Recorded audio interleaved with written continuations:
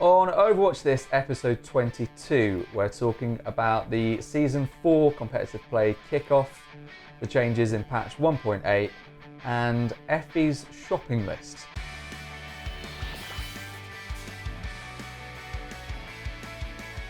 Hello everyone, welcome to Overwatch This, episode 22. I am Phil and I'm joined by Matt. Hi there. Our Overwatcher. Maybe. Stand-in for Overwatch Overlord Ben, who's currently away.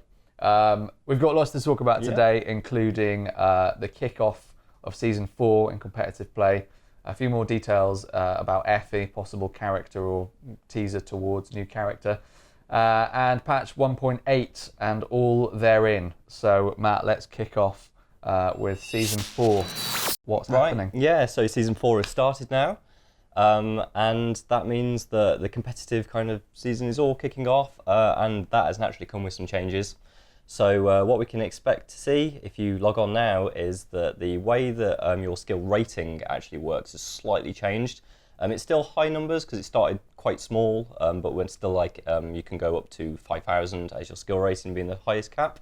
But anybody that's actually over 3,000 now will actually be required to do 7 games per week in order to maintain that score. So obviously, wins will increase your score, losses will actually decrease it, but what you've got now is there's actually a decay that kicks in if you're not playing 7 games a week. This sounds a bit like Snapchat, keeping a streak going. I wonder if they've taken inspiration from Snapchat. Maybe. You can just imagine Jeff, sort of like sending some snaps to the Blizzard team and thinking, that's Do you know what? They're onto something. That's a cool feature.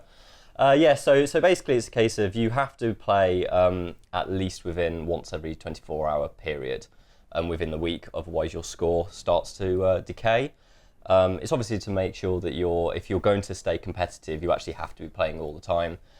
You can either, at the beginning of the week, just do your 7 straight on let's say on a Tuesday, do your 7 and that will be enough for you to stay, or you can pace them out at like one day. Right, so you can stockpile. Yeah, if you've got a busy week on, you can just get them all out of the way. Yeah, just get them all in. Yeah. And so what we've got after that is that if you're in the bottom kind of ranks, which is the bottom 500, there's been a slight change here because back in the day of Season 3, all that time ago. All that time ago. It's a different time. There was this odd sort of thing in the community where people would be like, okay, so we're not going to get like a high skill rating. So what we're going to do is we're actually going to aim to get the worst skill rating in the game.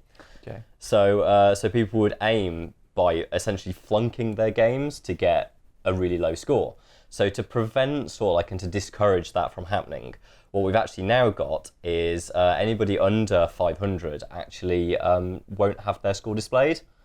So there's not that encouragement, but for people to sort of like say, oh, okay, I'm just going to have the worst score possible on display to all the people in the game. Yeah. So anybody under 500, doesn't matter what your score is, no one cares. Interesting. What else has been going on elsewhere in the season? So at the top end of the tier, you've got the top 500. Which, if you got into the top 500 in previous seasons, you get a special spray and a special icon. Now, you actually have to stay in the top 500 and you have to be in the top 500 at the end of the season in order to get that. Previously, it was a case of if you were in the top 500 at any point in the season, you would get that reward. Now, in order to encourage you to stay completely competitive for the entire season, you actually have to be in the top 500 at the end. Because what people were doing were they're getting into it and then thinking, oh, I've got my badge now. I don't need to. I don't need to stay competitive. I'm guaranteed it. Now, if you want it, you have to be competitive right to the very last day. So it's all about keeping players in that ecosystem for as long as possible. Yeah, it's all a dirty trick. Yeah, interesting. There's been a tweak to respawn time. Yeah, there has, and that's actually probably the most important thing I actually think that they've done. So we've saved the best to last. As always. So the problem that you may recall from any games that you've played, Phil, is that when you've got a point that's been taken and you've got all the attackers are coming in and they're desperately trying to get that point, and what you've got is you've got a defense team that actually aren't doing very well at getting that. So what they're doing is they're respawning one at a time, just jumping back on that point. And what they're doing is they're not actually capturing that point back from the attackers. What they're just doing is delaying the inevitable, but it's over and over again. You've just constantly got, oh, here's another person coming in, we'll kill them. That does sound familiar. As we're about to capture it, someone else comes in to contest the point. We're not actually getting anywhere here. We're just faffing around. So what this new respawn timer delay does is for the defenders, it starts when the attackers actually have the advantage and there's more attackers on the point than defenders. It's going to start increasing the time that it takes for defenders to respawn. So what that means is this defending team knows that they might not have as many people because it's going to take longer for their reinforcements to come through. So they need to actually gang together and say, look, we need a plan to stop the attackers from getting this point. So either they've got to chain together and work their stuff out and get it defended, or they're going to get to the point where they've got such a long time in respawn that the attackers are actually going to get the point that they're damn hard fighting for and probably deserve. So a positive change there, basically. Yeah, definitely. Mm-hmm. Should stop those matches from just elongating and just wasting people's time, basically. Yeah. Okay, so moving on to patch 1.8, some interesting changes there, particularly if you play Bastion. Yeah. So what we were talking about a couple of episodes ago has come to fruition. Which it has indeed. Is universally great news, obviously. So Bastion is now the most important and powerful video game character of all time, I think. Yeah, almost. So what specifically has been buffed? So what you're going to expect now is that the whole point of the change of Bastion was to make sure that his recon mode is just as important as his sentry mode. And obviously it's always been a case of that he was just really incredibly amazing as a sentry. You could turn him into like this ridiculous turret that would just mince people up. Now the idea is to make him slightly more important as a walking tank, I guess. So he's got a bigger magazine when he's walking around. It's got an extra 5 bullets in it. And he can heal on the move now, which is, a bane for, I'm sure, many players. That's a big move. Yeah. But, that machine gun isn't as effective as his big kind of rotary sort of like minigun when he's in nowhere near right. What he does have that, I think is going to go down maybe a bit odd in the community is that he's got this Ironclad passive now, which means that when he's in sentry mode or when he's turned into a tank as part of his ultimate, he takes 35% less damage. So, he's a hard lad. He's a hard man. Yeah. Mm-hmm. Wow.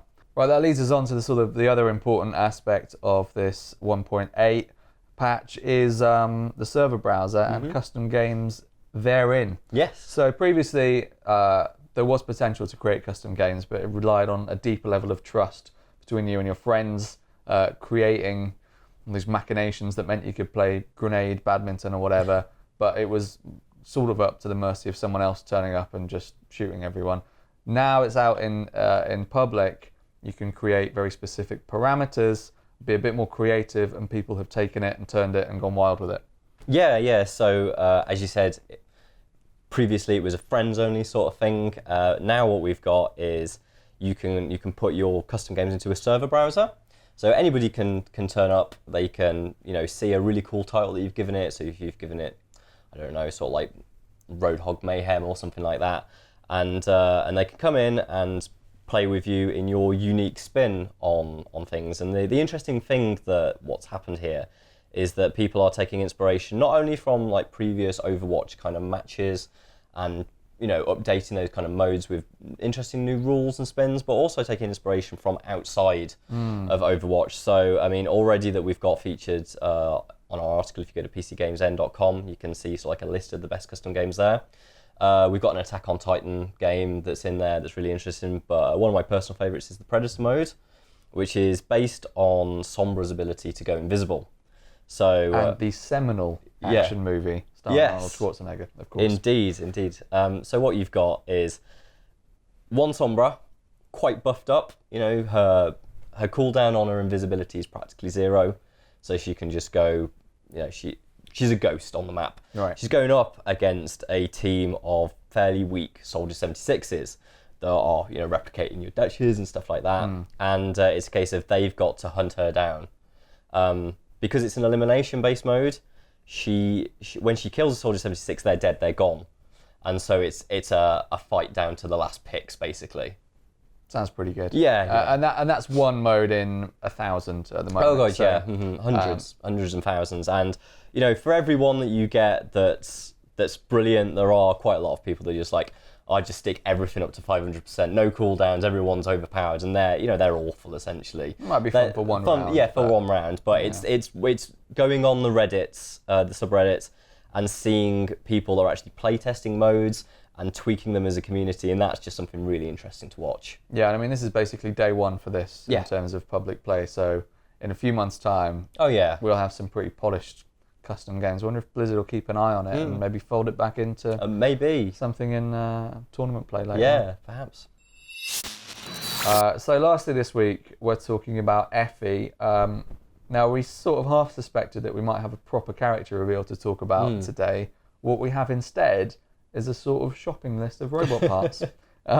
So, Matt, let's get up to speed with Effie so far. Yeah, sure. So what we've seen since we last spoke about this is we've seen some photographs of Numbani's airport, which were taken by Effie, and there's kind of obviously been an incident happening here. What it was some droids, some defense droids at Numbani Airport, one of which had been practically punched through the wall under the notifications board, leaving a massive kind of crater in this wall. And kind of you've only got to look at that to realise that's someone with a power fist that's probably pounded that droid through the wall. Someone with a fist of doom. Yeah, almost. you could say.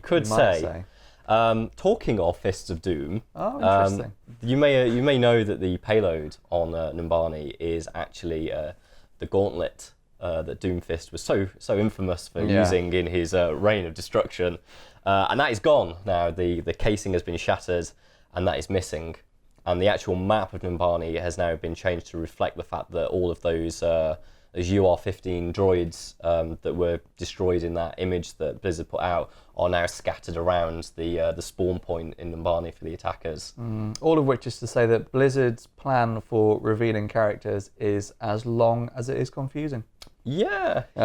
So hopefully not to somber levels again, but we are facing that though. So what we've got now is this shopping list. So Effie has a sort of to-get list of different parts that pertain to already established parts of Overwatch lore and bits of characters that already exist that hint towards possibly the creation of a new character. So what's she got to get? So let's have a look at what this list is.